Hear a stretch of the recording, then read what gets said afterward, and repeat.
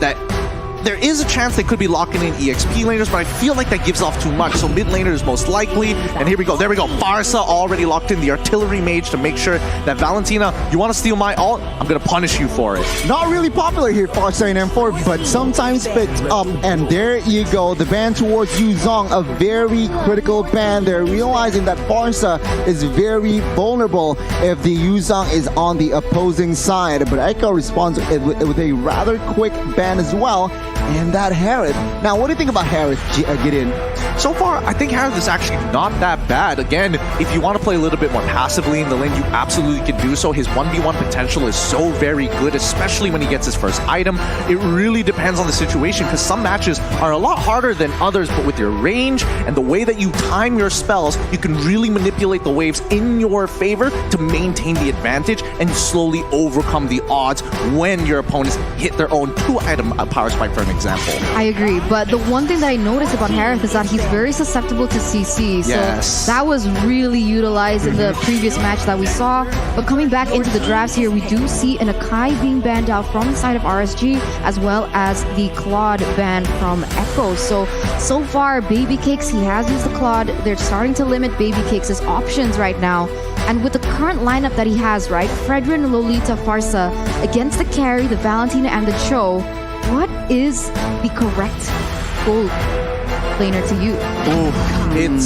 It's kind of tough to say, but Benedetta gets locked in for the side of RSG. Now it begs the question whether Benedetta is going to go into the jungle or into the EXP lane. Based on what we've seen so far, we should expect it to go into the EXP. And Echo, so very smart. They want to say, hey, even if we were expecting glue, but if you want Benedetta, that's totally fine. Now, no matter what marksman you pick, you're always going to be under that threat, and Lolita can't do anything about it. Adding more pressure as well to the Farsa, right? You already have the Cho that can just target that Farsa, perhaps forcing that Farsa to even use Purify, but add also Grok, that Feather Airstrike can be easily cancelled. Fanny, though, comes in and picks up twice, still 0%, and they revive the win rate. Oh, that last pick, Fanny, though, in the hands of Carl Teasy himself. This is looking awfully dangerous, honestly, because RSG, they weren't equipped for this. They weren't able to draft against this. They don't have the CC to quite pin him down. Without the Franco, without that reliable source of CC, it's going to be difficult to shut down this Fanny. And the only thing that they could do was choose the gold laner, and the gold laner is Beatrix. Yeah, you could see it on the faces of RSG. They know that this draft is particularly difficult to pull off with what we're seeing coming in from Echo. It's all about timing, and it's all about finding the right opportunities, which is not exactly within the playstyle of RSG overall. They like that structure, and if you break out of that structure, man, it gets very chaotic very quickly. So let's see here again. Composition-wise, it is going to be very balanced. It's going to be up to the early game. No. I mean hero power-wise, but early game, it is all towards Echo. Yeah, he's got a Dragon Balls. I can literally see when the camera's off, he pulls up his Dragon Ball Z Power Scouter. He's just like, oh, there we go, 10,000. Yeah, I gotta agree. I mean, right now it seems like Echo have drafted themselves a victory, but it all depends on execution as we head into the land of Dawn to see Echo Philippines go against RSG Singapore. Spam your hashtags. It is Echo Loud, Echo Proud, or GGRSG. Ladies and gentlemen, let's witness, will Echo remain undefeated, or can RSG make something happen? Let's find out right here, right now, because we're seeing potential cheese up on the top side here. Yawi looking to punish this Beatrix, and that's the thing, right? Beatrix is supposed to be good in lane, but as soon as you add some external factors, it becomes a bit of a problem. Let's see here already. Spell checks. Yeah, 505 on that Farsa is somehow forced to use that Purify, but Echo, they're feeling confident, they're feeling aggressive. They are going to use 4 flickers. Let's see how it will work out. I mean, let's take a look at the emblems before things go too heavy, right? Because when we see Echo, the choice of emblems, a lot of high and dries here. I think they're going to be playing for those pickoffs. So RSG Singapore, they need to be aware of that. They need to see that this is going to be the play that they want to go for in the early game especially. But they do have to wait for Yawi to get that level 4 in order for him to assist in that pickoff strat. Yeah, I mean, when we're looking at the emblems, it just immediately tells us what Sanford is playing for, right? When you have high and dry, he understands that, unfortunately, Diablo isn't going to be as strong as him, especially with the unbending will. But top side now. Oh, 3v1 called TZ with the cables. Jumps in towards Baby Cakes. Baby Cakes, even without the flicker, is still quite safe. I don't know. I feel like if Echo really wanted to, they could have dove that, but I guess they pulled back because they didn't see Lulzy until the very last second when he showed up mid. So, I don't know. I think it's the safer play for Echo. Don't really need to force any agendas now with Turtle coming up in 3 seconds. I mean, right now, RSG, I don't see them being able to actually take this next objective away because we already see that Echo is starting to set up for it. Ray in the vicinity, trying to open up the map. But what's happening bot side? Sanji forced the flicker, but first blood will fall to the hands of RSG. Can they steal this one? 4v3, Nomian Blast will not be able to connect as Call TZ will find the first turtle. Echo equalizing a kill for the turtle. Now, but that was the thing that I was so concerned about. I think I've said it over and over that they don't have anyone, one, to pressure Carl TZ in the jungle. Because usually when we see an assassin being used, we see someone like the Masha or the Hilda to be able to deny those rotations. Second of all, they also don't have a source of CC other than the Numenon Blast coming in from RSG, which is so easy to cancel. Look, I mean, this is just a testament to how Singaporeans, especially professional teams at the highest level, play. They're very, very structured. They know that they can play the later stages of the game much better than most teams, as their general understanding of macro is a lot deeper. And they don't want to rely on things like risk, reward. Who needs that when you have a very clear pathway to victory? They don't like the gamble, it seems like, but minute number 3, Benny QT has secured the first item, Corrosion Scythe. And take a look at the emblem here, Gideon. Anything significance, perhaps? Well, other than Sanford's high and dry, he could have picked up Weapon Master if he wants to, but at this stage of the game, I mean, he knows his matchup against Diablo is going to be heavily in his favor for the majority of it. It's a wet noodle fight, right?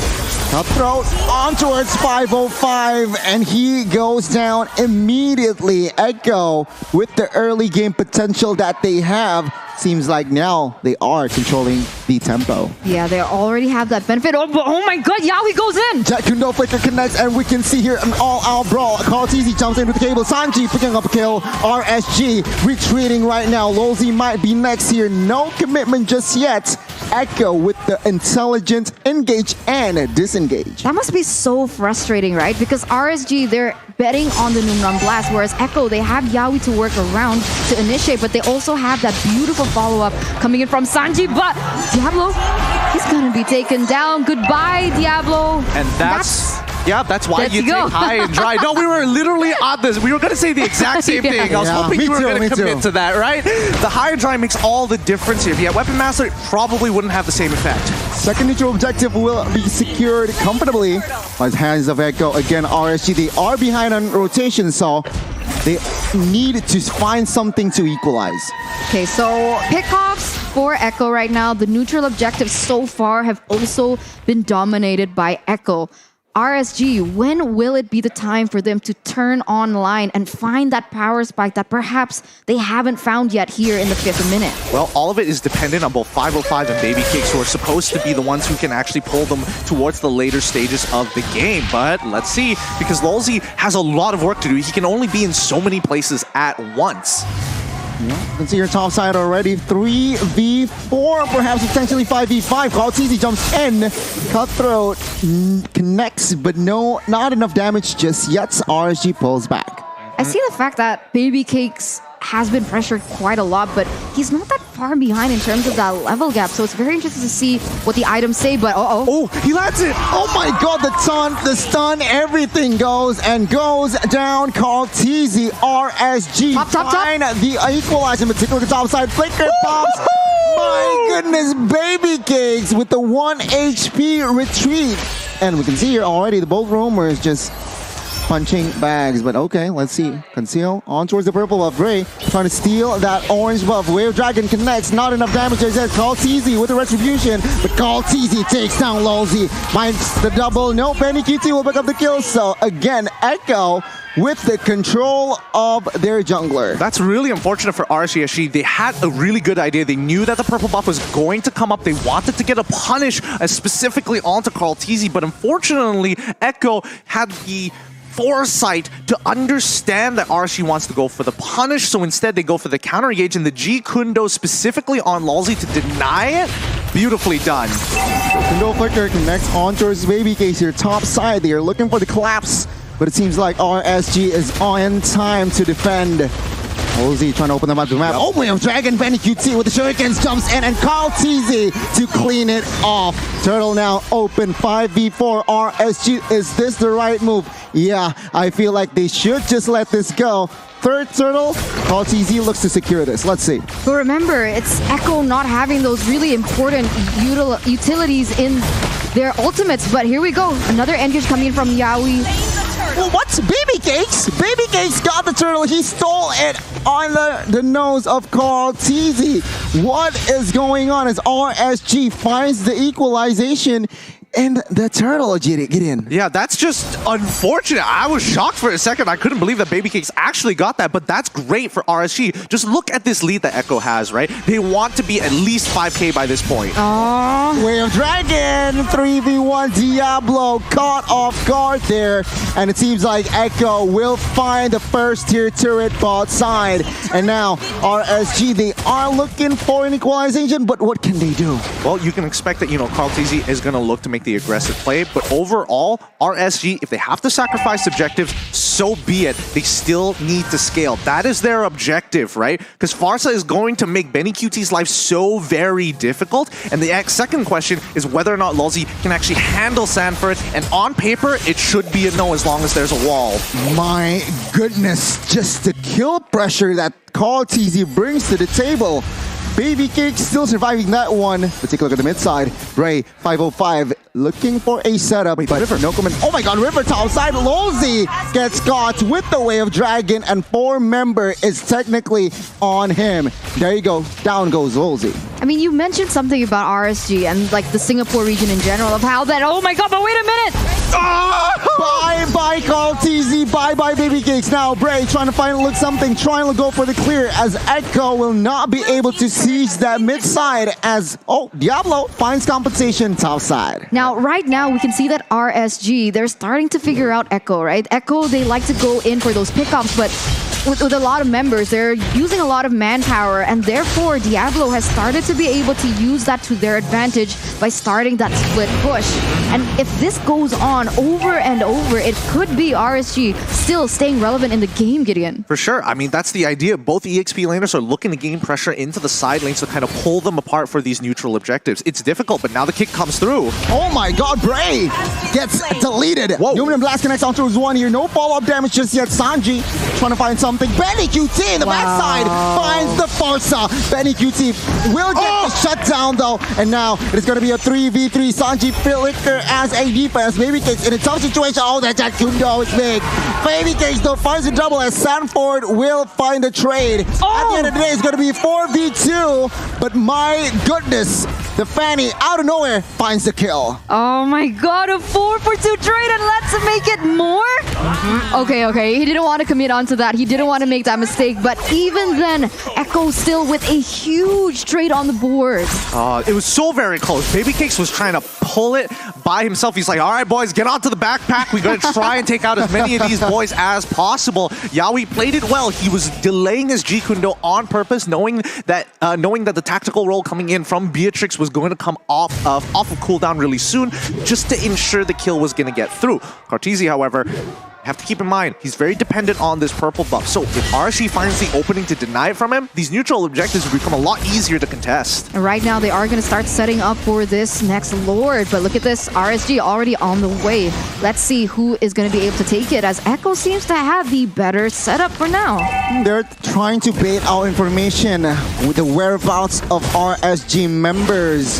5 members clumped up here. Rosie trying to face check. Wave Dragon, Benny QT, take a look at the damage. And Sanford will confirm the kill. Sanford will retreat as they are confirmed 5v4, so they should take Lord quite comfortably. No issues whatsoever. I don't know. I think at this point, adjustments need to be made. Like RSG, yes, they were giving up the Lord, but they cannot let Lolzy just keep walking, and he clearly isn't tanky enough to face check these rushes. They need to check it with 505, who actually has the range to do so, or maybe Diablo, who has Eye for an Eye available. But now we're going to take a look at the in-game items. What has been happening so far? Based on what I can see, it's 3. Wow, actually a lot of gold. And Baby Cakes is actually trying to keeping up with Benny QT, despite him having 3 full kills on his side, and also an outrageous laning phase. 505 is in trouble. Oh my god, Purify, nothing matters. Carl TZ will find the kill. Diablo finds a 3-man Petrify here in the backside. Sanji goes down. Diablo taking a lot of damage here. Can he survive? But Sanford in the backside deals a lot of damage as well. Unstoppable for Sanford with that barrier. What the heck, Echo? They are just running everything full throttle. They have so much kill pressure here. It's insane. Did you see how they did that team fight? They actually split. You could see that Sanford was pressuring that backside. 505 went down. Baby Case was being pressured. And at the end, the damage dealers, the main carries from RSG, they didn't have an answer to that.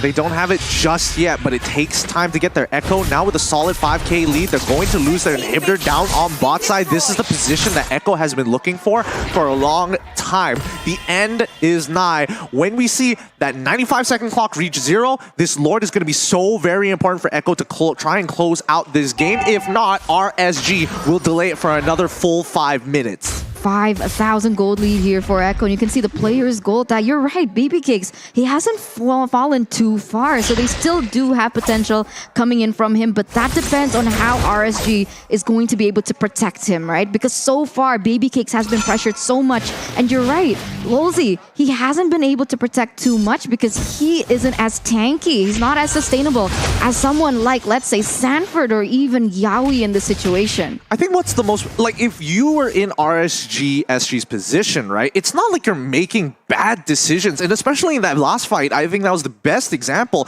You were making all the right calls, you were looking and targeting all the right people, but Echo, oh yes, Yaoi, he was able to get the Shunpo to dodge the stun. Oh, and even Sanford dropping the wall at 1 HP, holding it off to wait for his opponent to turn the corner so he doesn't expect it. They're just getting outplayed. It's not like SG is making bad choices. I mean, we can see here Echo already somehow establishing a healthy amount of gold lead, but what I do really want to point out is their mechanics, their macro is also very on point. Sanford here being everywhere, disgusting. Take a look at this very delay. Wave manipulation, the beauty of Grok. Not a lot of heroes can do that. But so far, I think RSG now taking position up on towards the Lord side. See here already moving on towards the Valentina, but it seems like Sanji still is too slick. RSG has given up position though. Echo, can they capitalize on this? Yaoi on the conceal will not find anything just yet. Oh, this is scary because Echo, they have Yaoi, they have Sanford, and they have Sanji to work with. So when they group as 5v5, Echo will definitely have a better chance, but here we go. The fight for the Lord. Numenum Blast from Valentina finds Bray. No fall damage just yet, but Lolzy here will not find the right connection as well. RSG, they are resetting here, 13,000 HP. They need to make a choice right now. I mean, the minions are pushing in into their base. They're going to get backdoored by Call TZ if they don't choose now. Oh my god, Call TZ, will they read this? Junpo tries to delay, but no, my god, 505 trying to fly. Sanford, Yaoi goes down, but Call TZ in the backside. Benny QT, the base Echo outplayed RSG. Echo remains undefeated. Upper bracket secured with a beautiful, beautiful split push by Benny QT as well as Carl TZ. Congratulations, the Philippines.